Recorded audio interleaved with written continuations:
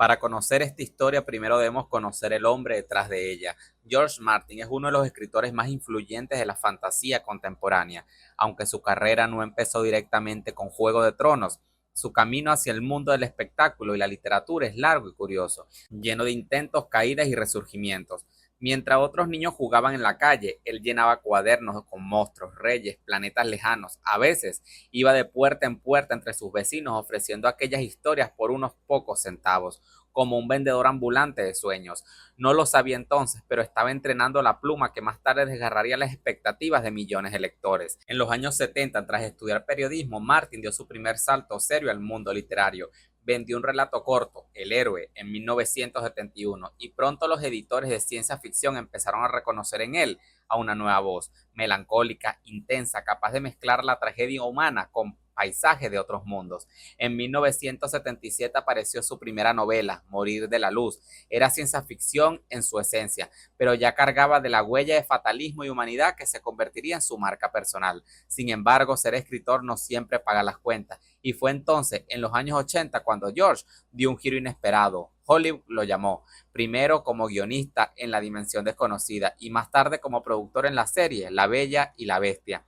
El joven escritor se encontraba ahora entre decorados de cartón, tramas televisivas y discusiones con ejecutivos en un mundo vibrante pero también limitante. Martin soñaba con castillos imposibles, con ejércitos de miles, con dragones que cruzaban cielos en llamas, y una y otra vez los productores lo frenaban. George, eso no se puede filmar porque no tenemos mucho presupuesto. Él sonreía, pero por dentro ardía. Su imaginación no cabía en un set de televisión.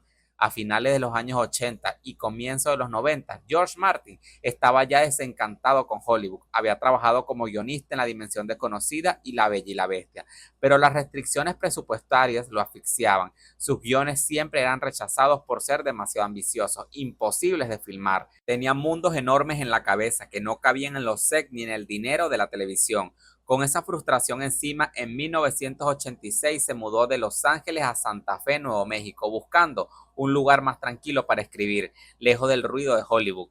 Fue en esa ciudad, un rincón soleado, artístico y silencioso, donde George recuperó la libertad creativa y empezó a dar forma a lo que sería su obra maestra.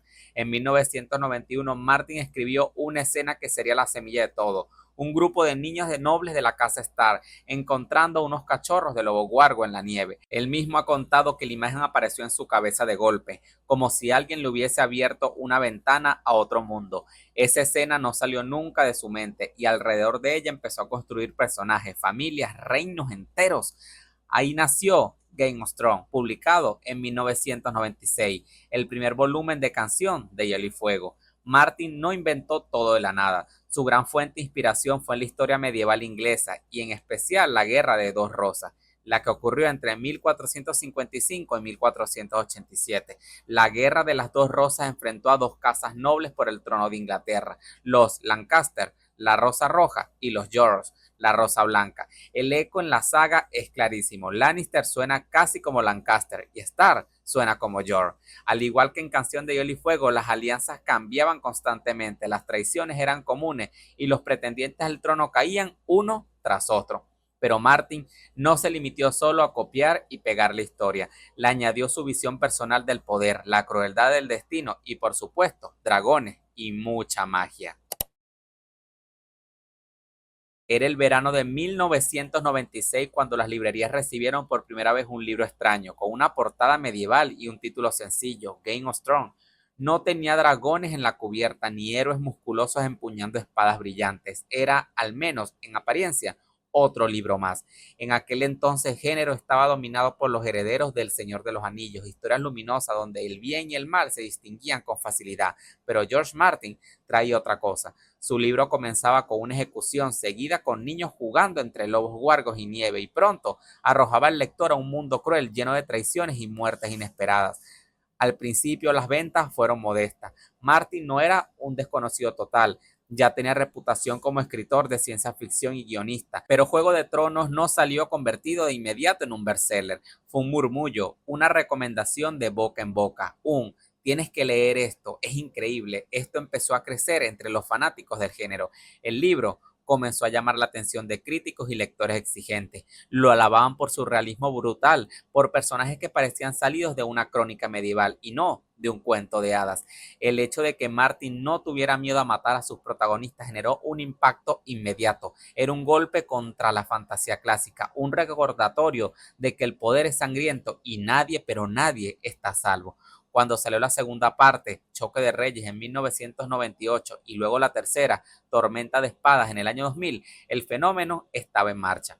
Fue en esos años cuando la saga se convirtió en un verdadero éxito en ventas internacionales. Los lectores ya hablaban de Martin como el Tolkien americano, aunque él siempre rechazó esa etiqueta. Con Tormenta de Espadas, la crítica y el público coincidieron. George Martin había cambiado el género. La saga se traducía a múltiples idiomas, aparecía en la lista de los más vendidos y recibía premios de fantasía. Desde ese entonces, Martin pasó de ser un autor del nicho de una figura respetada y temida. Respetada porque había elevado la fantasía a un nivel adulto, literario, con intrigas políticas al estilo de Shakespeare. Temida porque los lectores descubrieron que ningún personaje estaba seguro. La frase "nadie está a salvo" en los libros de Martin se convirtió en un chiste recurrente. En el año 2011, cuando HBO estrenó la primera temporada de Game of Thrones, algo inesperado comenzó a gestarse. Lo que hasta ese entonces había sido una saga literaria de culto conocida, sobre todo entre los lectores apasionados de la fantasía, se transformó de la noche en la mañana en un fenómeno global. Las escenas que George Martin había escrito en la soledad de su despacho en Santa Fe, la ejecución de un hombre al pie de la muralla, los lobos huargos encontrados en la nieve, los primeros pasos de una joven exiliada llamada Daenerys, ahora cobraban vida ante millones de televidentes, y con ellas el mundo entero descubriría un universo donde la magia existía, pero lo que movía los hilos era el poder, la traición y la ambición humana. De pronto, Juego de Tronos estaba en todas partes. Las novelas volvieron a imprimirse en masa, se tradujeron a decenas de idiomas y subieron a los primeros puestos de ventas en todo el planeta Tierra. En las calles se escuchaban frases que antes pertenecían solo a los lectores, frases como "se acerca el invierno" o Valar Morghulis. En las conversaciones, los fanáticos se vestían como Jon Snow o como Daenerys Targaryen, mientras otros aprendían Dothraki y Valirio como si fueran lenguas antiguas recuperadas de una civilización perdida. La televisión también cambió. HBO demostró que la fantasía podía ser adulta, violenta, política y sofisticada, con la calidad de una superproducción cinematográfica. Cada episodio se convertía en un evento global, el más visto, el más pirateado, el más comentado. El mundo de los siete reinos había traspasado la frontera del papel para instalarse en la cultura popular. El éxito trajo consigo riquezas incalculables, turismo en los países donde se rodaba la serie, millones en mercancía, videojuegos, cómics y derivados. Pero también llegó una nueva presión. George Martin pasó de ser un escritor respetado a una figura mediática, perseguida por la pregunta que parecía inevitable: ¿cuándo saldrá Vientos de Invierno? Y aunque los años avanzaron, aunque la última temporada de la serie dejó a muchos con sentimientos encontrados, nada pudo borrar lo que ya estaba hecho. Juego de Tronos había dejado de ser solo una saga literaria para convertirse en un símbolo cultural del siglo XXI, una epopeya moderna que cambió la forma en la que el mundo veía la fantasía. Hoy en día es fácil pensar que todo fue fácil o quizás un golpe de suerte, pero no, eso está muy lejos de ser solo un golpe de suerte. La fama le llegó a Martin a una edad avanzada, no era un anciano, pero tampoco un joven en la flor de la vida.